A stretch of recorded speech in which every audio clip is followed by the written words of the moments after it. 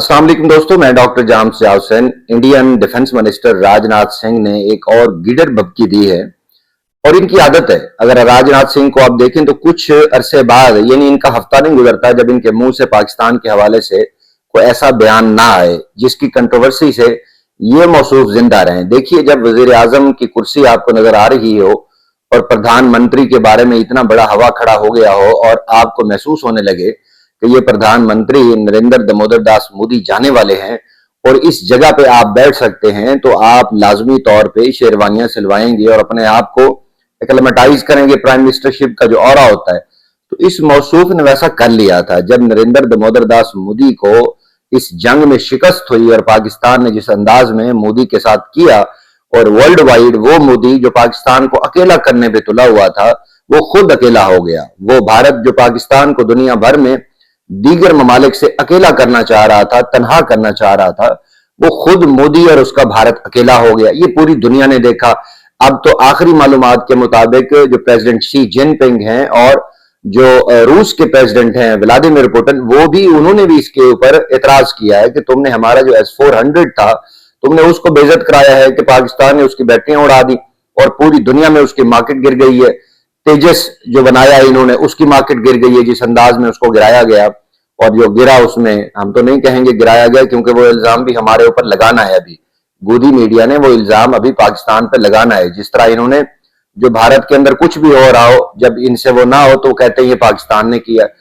तो ये जो मौसूफ है राजनाथ सिंह, ये हर हफ्ते में कोई ना कोई ऐसी गीडर भभकी छोड़ देते हैं जिससे ये मौसूफ मीडिया में इन रहे हैं, जिससे इनकी मीडिया में चमकती रहे। और अब तो चूंकि ये पहले बने हुए थे कि शायद ये प्रधानमंत्री बन जाए, वो अमित शाह ने इनको मार मार के बुरथा निकाला। उन्होंने अंजना केशव को एक इंटरव्यू भी दिया है और उसमें कहा है कि जनाब वो जो RSS है, उस जो टेररिस्ट ऑर्गेनाइजेशन आप उसको कह सकते हैं, अलैजली वो काम तो यही करती है, उसमें सबसे पहले भाजपा में मैं आया था और बाद में मोदी आया था। ये खुद उन्होंने कहा। ये क्यों कहा है उन्होंने? ये इसलिए कहा है कि उन्हें महसूस होने लगा था कि राजनाथ सिंह जो है ना, वो उस जो राहदारी है जो प्राइम मिनिस्टरशिप की कुर्सी की तरफ जाती है, वो उस तरफ जा रहे हैं, तो उन्होंने राजनाथ सिंह को साइड पे किया। तो अब ये सिर्फ मीडिया में इन रहने के लिए हर हफ्ते बाद, देखिए आप इंडियन सारिफीन हैं और इस वीलॉग को अगर आप इंडिया के किसी शहर में बैठ के देख रहे हैं या पूरी दुनिया में कहीं बैठ के देख रहे हैं, तो आपने पूरी ऑनेस्टली, आप छोड़िए एक लम्हे के लिए कि आप इंडियन है, पूरी ईमानदारी से देखिए कि जब भी कोई इलेक्शन वहां पे होता है तो पाकिस्तान की बात की जाती है, एंटी पाकिस्तान स्लोगन जो है ना वहां पे किए जाते हैं। कभी पाकिस्तान के इलेक्शन में इंडियन फैक्टर देखा है आपने? किसी भी पाकिस्तानी इलेक्शन में कभी इंडिया के हवाले से हमने बात की हो? ये कहीं होता होगा 1970s के पीछे पीछे, उसके बाद खत्म। हमने इंडिया को, इंडियन फैक्टर को इरेलीवेंट कर दिया अपने इलेक्शन में।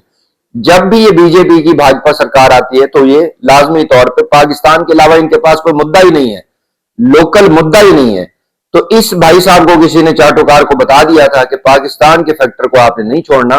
मोदी की तरह जब आप इसके ऊपर लगे रहे तो एक वक्त आएगा आप पाकिस्तान जो है ना इसी एंटी पाकिस्तान स्लोगन के जरिए इंडिया प्रधानमंत्री की कुर्सी पे बैठेंगे। ऐसा होगा या नहीं होगा ये आप जानते हैं। इन्होंने नई ताजा क्या हर्जा सराय फरमाई है, मैं चाहता हूं एक लम्हे आप सुने, फिर हम इसके ऊपर बात करते हैं कि ये कामयाब होंगे या नहीं होंगे। सिंधी हिंदू और विशेषकर उनकी पीढ़ी के लोग अभी भी भारत से सिंध को अलग करने की बात को स्वीकार नहीं कर पाए हैं। न केवल सिंध में बल्कि पूरे भारत में हिंदू सिंधु नदी को पवित्र मानते थे। सिंध के कई मुसलमान भी मानते थे कि सिंधु का जल मक्का के आबे जमजम से कम पवित्र नहीं है। यह मैं उनका कोट बतला रहा हूं, यह अडवाणी जी का कोट है। आज सिंध की भूमि, मेरे बहनों भाइयों, यह भारत का हिस्सा भले ही न हो, लेकिन सभ्यतागत रूप से सिंध हमेशा भारत का हिस्सा रहेगा। और जहां तक जमीन की बात है तो बॉर्डर्स तो बदल सकते हैं, क्या पता कल को सिंध भारत में फिर से वापस आ जाए। जी दोस्तों, राजनाथ सिंह ने सिंधु जो वादी जिसको दरिया सिंध कहते हैं और सिंध के बारे में ये बात की है। वहां पे एक ऑर्गेनाइजेशन है, आप देखिए सिंध और गुजरात के साथ, यानी ये सामने एक जब डिवीजन हुई थी, पार्टीशन हुई थी 1947 में, उससे पहले सिंध और जो गुजरात थे ये इनकी बॉर्डर, अब तो बॉर्डर बन गया, तब एक ही थे, साथ ही मुंबई है। इस भाई साहब ने ये बात क्यों की इस मौके पे? हालांकि इस तरह का कुछ सिंध के हवाले से वो पाकिस्तान में कोई ऐसी मूवमेंट नहीं हो रही, सिंध ने कभी पाकिस्तान, रियासत पाकिस्तान के खिलाफ बात नहीं की, क्योंकि सिंध के बिना तो रियासत पाकिस्तान मुकम्मल ही नहीं है। और सिंध को देखें, बलूचिस्तान को देखें, आप केपीके को देखें, पंजाब को देखें, यहां से फ्रीडम फाइटर गए थे जिन्होंने वो जंग लड़ी और बड़े जबरदस्त अंदाज में लड़ी।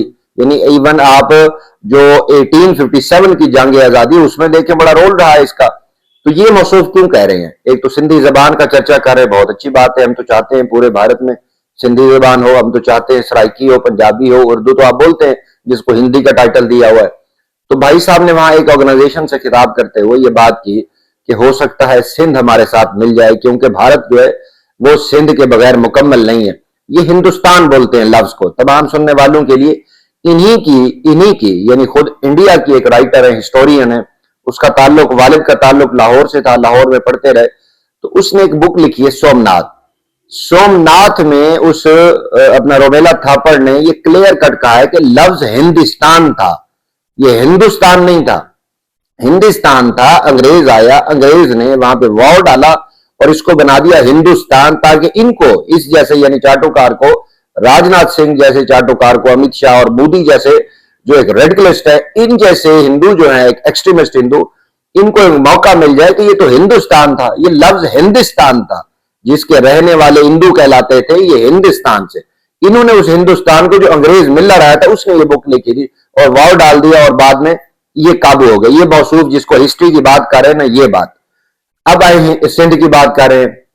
लफ्ज इंडिया इंडस से निकला है, इंडस दरिया सिंध को कहते हैं, इन्होंने वहां से निकाला। साहब सर उन पहाड़ियों से निकलता है और एक लंबा रूट लेके वो पाकिस्तान में एंटर होता है और कराची जाके वो फिर समंदर से जा मिलता है।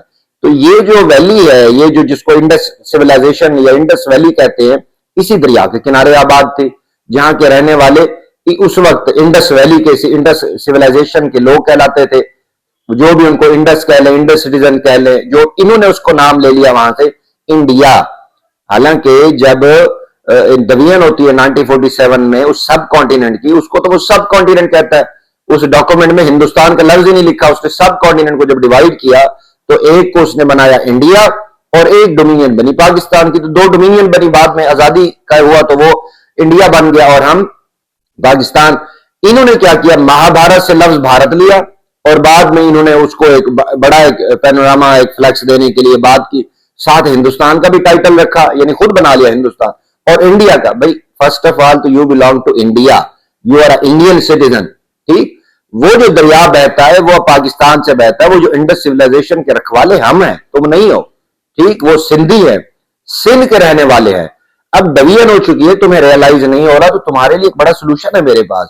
जिस तरह तुम हाहाकार मचा रहे हो, जिस तरह तुम लोग इंडिया में बैठ के एंटी पाकिस्तान बात करते हो, एंटी सिंध की बात करते हो, फिर कभी सिंध को ल्योर करने की कोशिश करते हो, कभी पख्तूनों को करने की कोशिश करते हो, कभी बलोचों को, कभी अफगानियों को।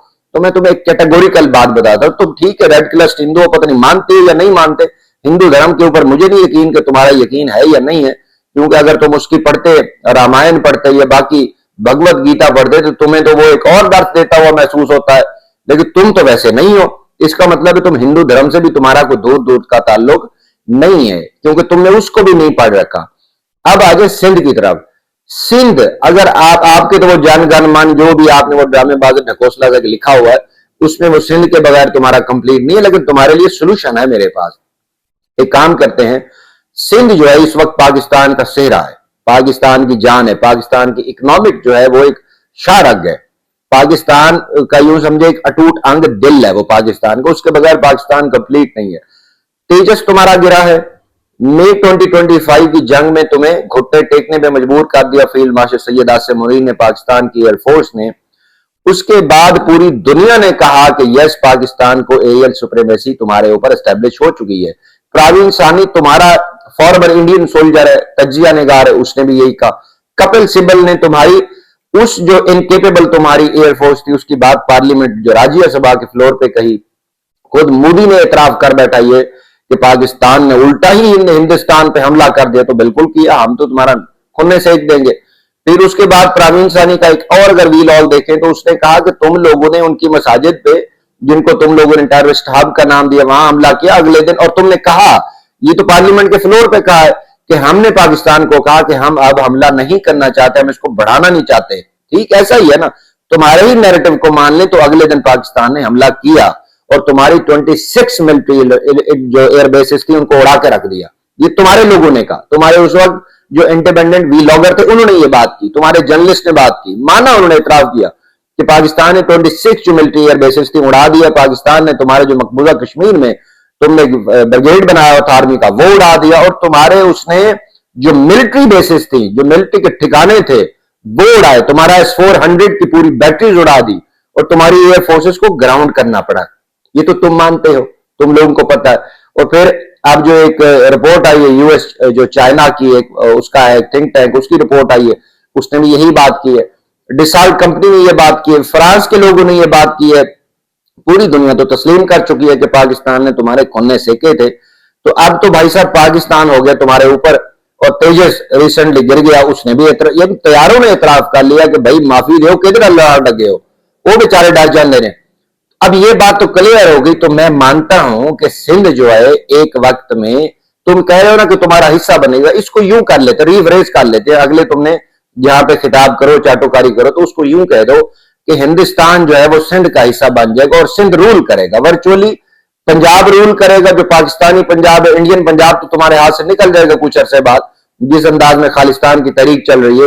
वो जो पख्तून जिनकी तरफ तुम जाते हो वो रूल करेंगे तुम्हारे ऊपर, वो बलोचिस्तान रूल करेगा, गिलगित बल्तिस्तान रूल करेगा, वो कश्मीर वो रूल करेगा तुम्हारे ऊपर। यूं कर लेते हैं कि हिंदुस्तान को पाकिस्तान में जम कर लेते हैं, एक ग्रेटर पाकिस्तान का नक्शा तरतीब दे देते हैं, और हो जाएगा ऐसा।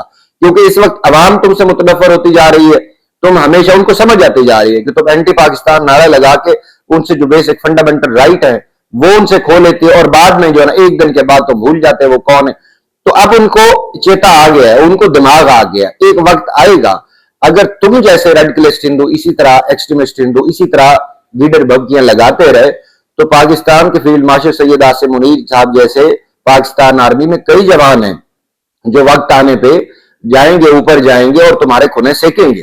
पाकिस्तान का हर बंदा, हर जो इस वक्त शहरी है वो अपने आप को फील्ड मार्शल सैयद आसिम मुनीर साहब जैसा दिलेर समझ रहा है। क्यों? क्योंकि फील्ड मार्शल सैयद आसिम मुनीर साहब ने पूरी कौम को हिम्मत दे दी है, एक कॉन्फिडेंस दे दी है। तुम्हारा तो चाटुकार मीडिया कुछ और कह रहा है, लेकिन इस वक्त पूरी दुनिया वही बात कर रही है जो फील्ड मार्शल सैयद आसिम मुनीर साहब बात कर रहे हैं। और वैसे उनका नाम लेके तुम्हारी वैसे तबीयत खराब हो जाती है, तुम्हारी पार्लियामेंट में थरथल्ली मच जाती है, तुम्हारे जो हुक्मरान है, अहले इक़्तिदार है, उनकी राहदारियों में थरथल्ली मच जाती है। तो ये मचती रहनी चाहिए।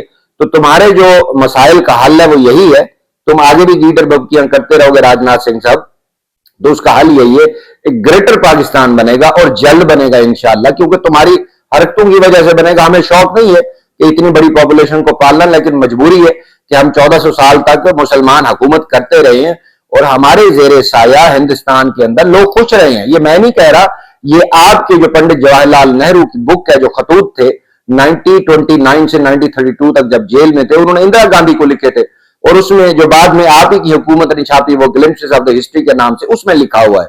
वो हिंदू को कहते हैं कि मुसलमानों ने एक फ्रांस में जंग लड़ी, अगर वो जीत जाते तो दुनिया नक्शा तब्दील होता और अच्छे अंदाज में तब्दील होता।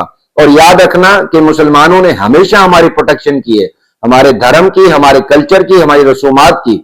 जितना इन्होंने प्रोटेक्शन की उतना जुल्म हमारे साथ अंग्रेजों ने किया। ये तुम्हारी बुक में लिखा हुआ है, तुम्हारे उस नेता की बुक में लिखा हुआ है। तो इंशाअल्लाह वो जो नेहरू की बात है उसको हम दोबारा रिवाइव करेंगे और पाकिस्तान ग्रेटर पाकिस्तान बनेगा और दोबारा हम इसको जम करेंगे। क्योंकि मुसलमानों के रूल में तुम्हारे जैसे तो नहीं, लेकिन जो एक मैसिव मेजॉरिटी इंडिया के अंदर है हिंदू की, वो खुश रहती है।